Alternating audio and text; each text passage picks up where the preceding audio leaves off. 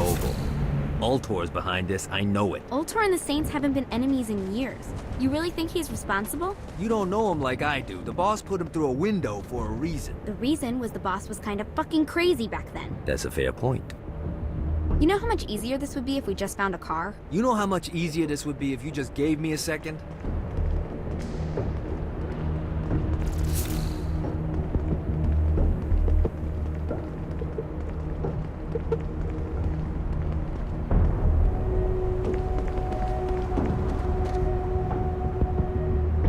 Alright, now how are we gonna find the Ultor building?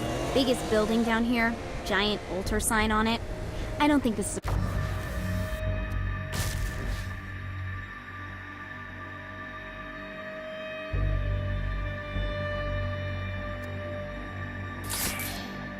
problem. I'll buy that.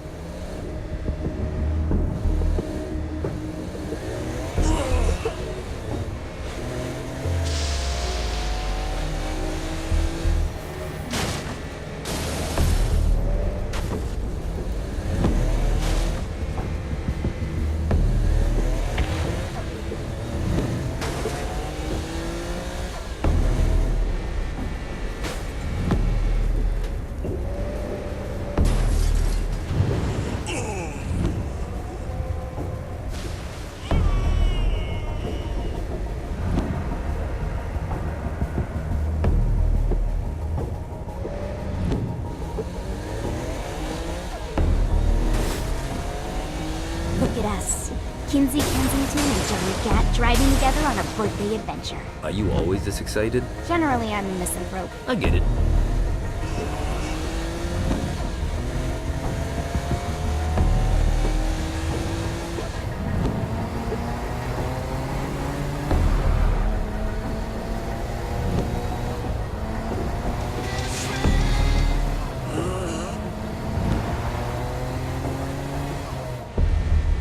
This is hell. Not as bad as I thought. It kind of reminds me of Steelport.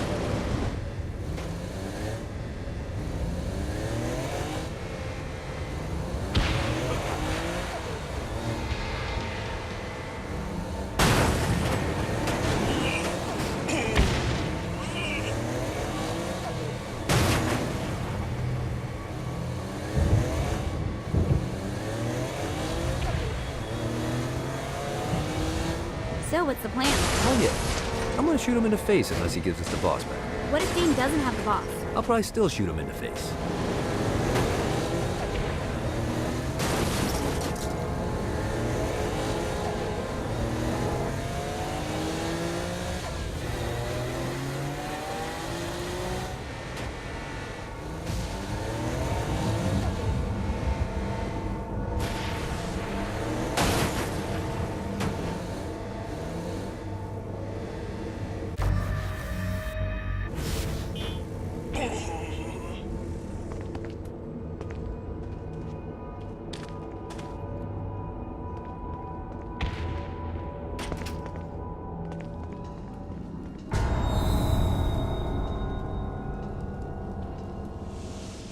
Welcome to hell.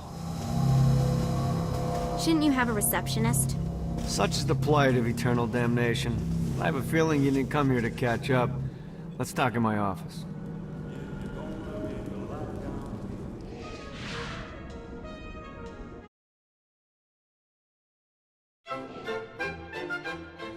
Not even death could stop the enterprising Vogel, who wasted no time in setting up an Ultor branch in the bowels of hell. Dane was eager to fill Johnny in on the ever-shifting politics of land rights in the underworld. But real estate mattered little to Johnny, who only cared where his friend was. Where'd you put the president? I've been trying to explain that. I didn't take them. Bullshit. You expect me to believe you just happened to be the first thing we see in hell? Maybe it's just me, but your thank you sounds more like an accusation. That's probably because he plans to kill you. Okay. I get the trust issues. Can I show you something? The pieces all came together. The president had caused more chaos and destruction than any other in human history, It was only natural that Satan would want them to marry his daughter. They needed a plan, and Johnny had one. I'm gonna shoot the devil in the face. I think you might be skipping some details. No, I said in the face. I like the commitment, but you gotta find a way to get close enough to him in the first place. When's the wedding? I'll just show up And then you'll shoot him in the face. Sorry, but it's a little more complicated than that. These things are tied to the soul. You won't be able to enter without one. So how do we get one? You get his attention. I know some places that are of particular value to the father of the bride. You hit those, you'll get your shot. Wait, why would Satan give out an invitation for destroying his stuff? Oh, he won't, but it should piss him off enough to get him to attack Johnny personally. Either the devil kills Gat and Ultor gets the construction contracts to rebuild what was destroyed, or Johnny kills Satan and I'll have to pay less taxes. It's pretty win-win. That's why you're helping us? To make more money in hell? Hell's what you make of it, sweetie. Works for me. What you got? All right.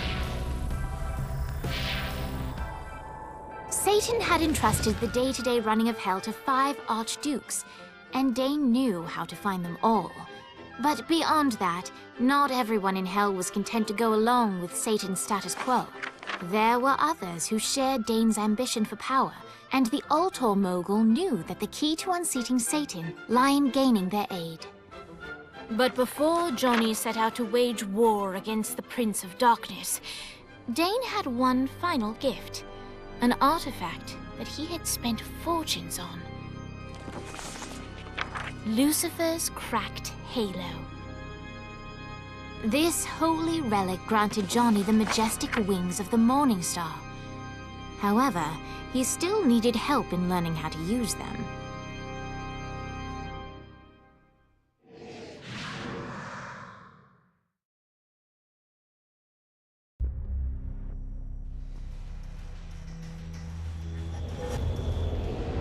Alright, you got me out in the sticks, now what? Would it kill you to show a little excitement? You're about to experience angelic flight, for Christ's sake. Dane. Someone needs a nap. Just collect some soul clusters and power up the halo. You'll be flying around in no time. Great.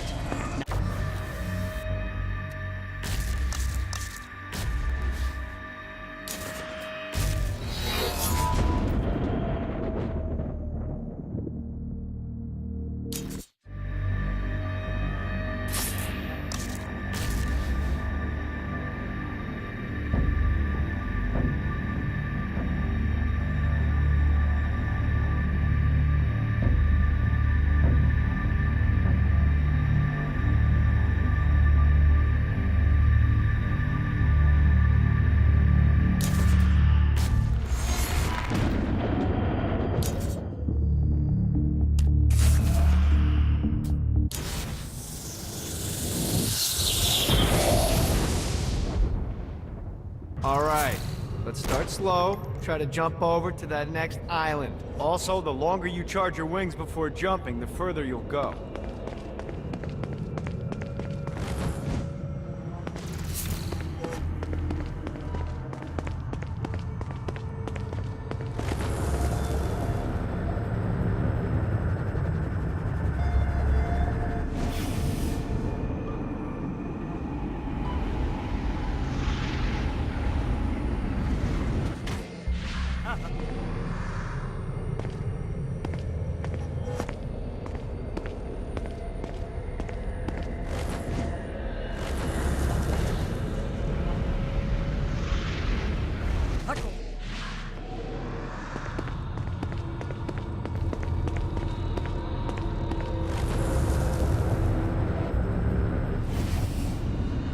Hey, you didn't fuck it up.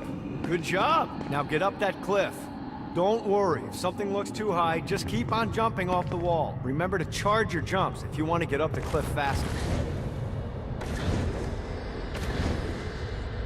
Now it's time to fly. You heard of crawling before walking? Well, in this case, you need to jump before you can fly.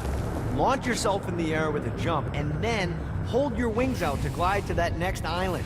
I put out some orbs to show you the path.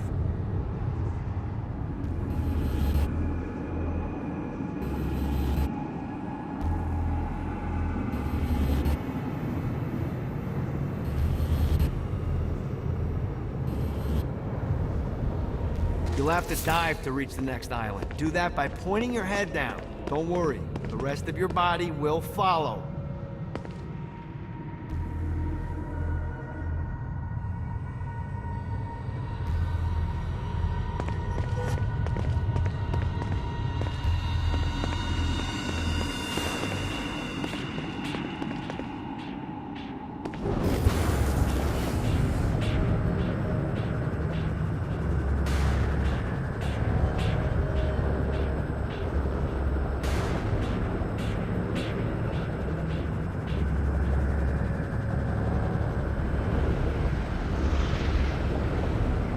I put a shiny flap orb out in front of you. Collect the orb, and your wings will flap to gain speed.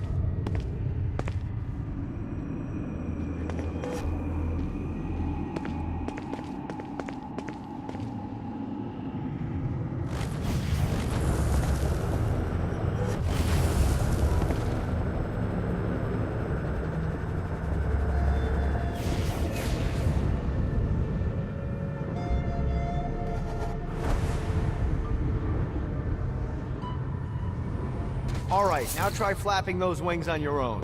Do a flap on your way to the next island.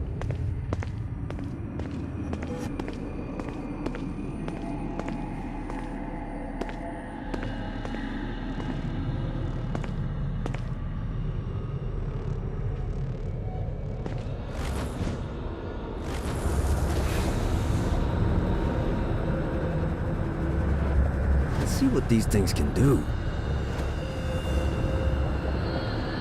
The exact opposite of diving is climbing. Climbing will slow you down and eventually cause you to stall. And trust me, stalling sucks. You can flap while gliding to gain additional speed. So the faster you're going, the higher you can fly. Now try to reach the island up there.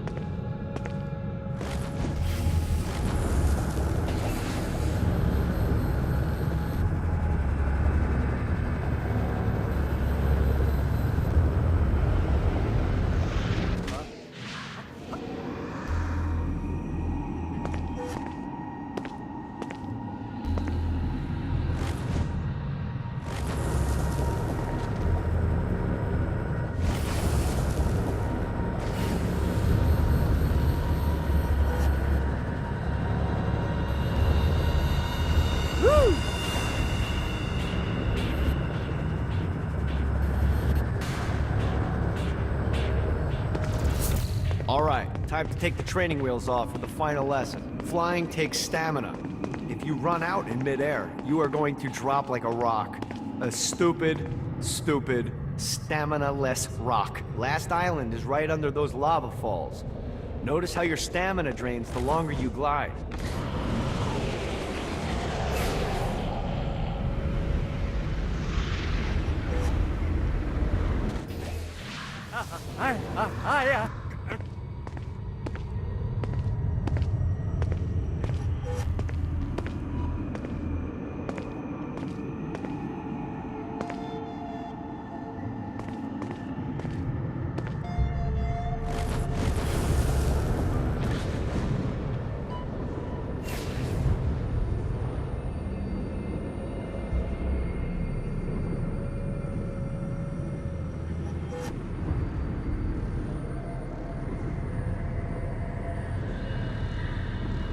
Let's get you back to the old tour building. I want to run through all the stuff you can do to hurt Satan. Sure thing. See you soon. Here's the deal. If you want some FaceTime with Satan, you need to get his attention. Now, Satan hates being challenged, so anything you do to undermine his control is good. Fraud, mayhem, shooting demons in the face, anything. You can keep track of Satan's wrath with this handy meter. Get it high enough and you'll be having drinks with Big Red in no time. I've compiled a list of shit to do, so take a look and do whatever sounds fun. Oh, one more thing. We have some potential allies down here. Trust me, you want to impress them.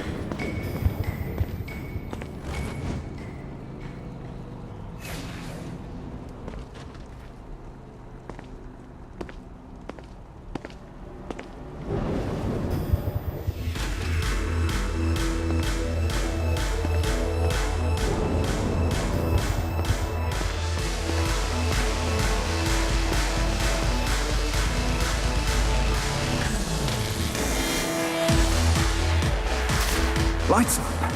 William Shakespeare, humanity's greatest playwright, and hell's most diabolical purveyor of entertainment, looks on as a brave mortal on an Orphean quest enters. The bard's interest is piqued, and he looks to test his visitor's mettle.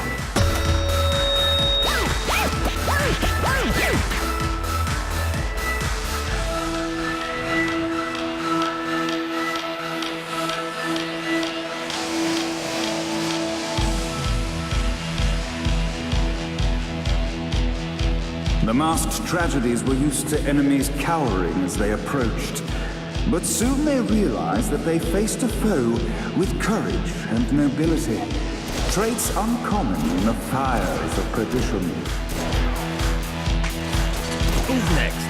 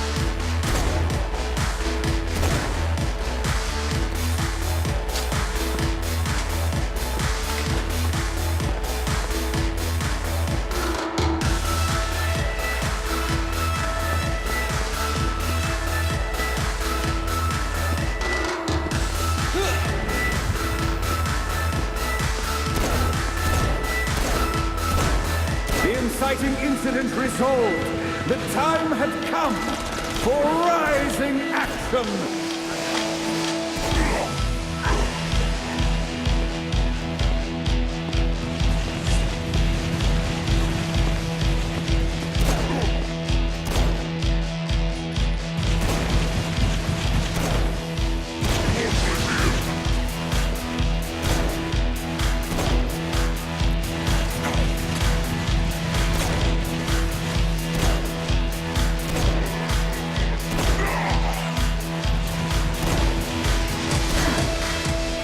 The battle raged on below, and as bullets and blood flew, the bard arched a curious eyebrow.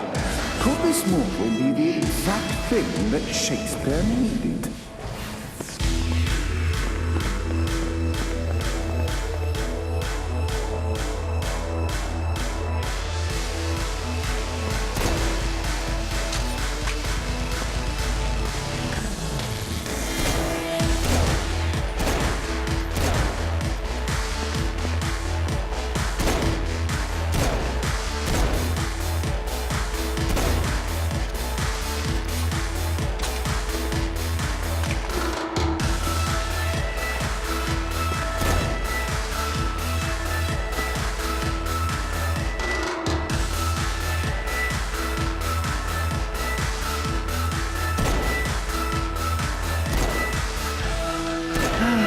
Life is good.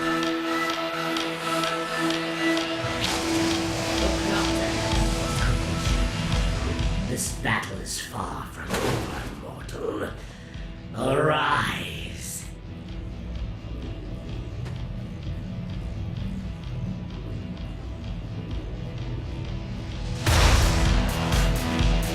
And now, Act 3!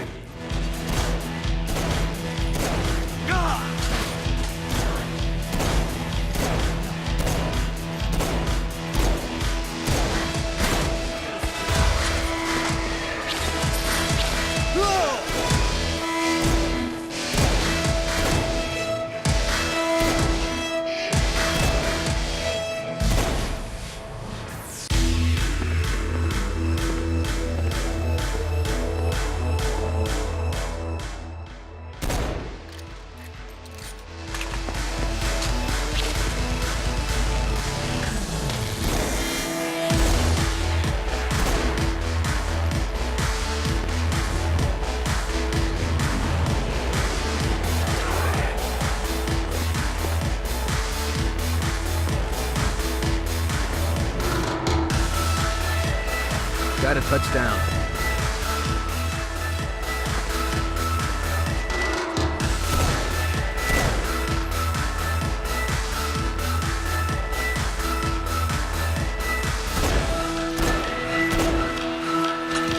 The conflict resolved, Shakespeare eagerly awaited meeting the champion that dispatched so many of his men.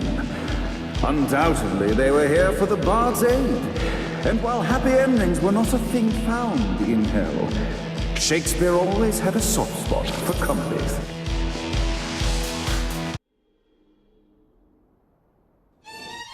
In the land of the living, William Shakespeare is regarded as one of the most prolific playwrights of all time.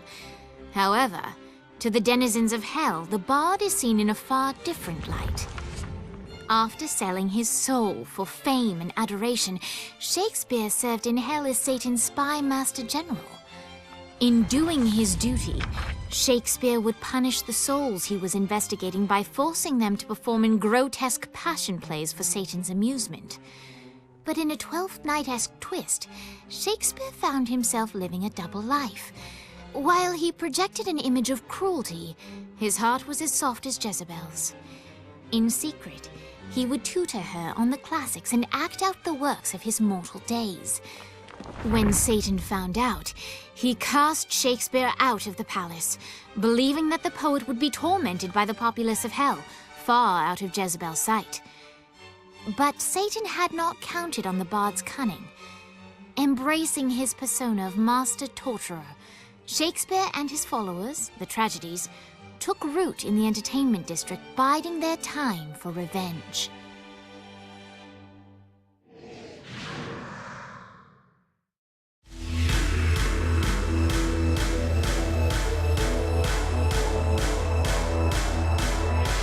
So, Shakespeare called forth the Deus Ex Machina to bestow our protagonist with the arcane power of force stone.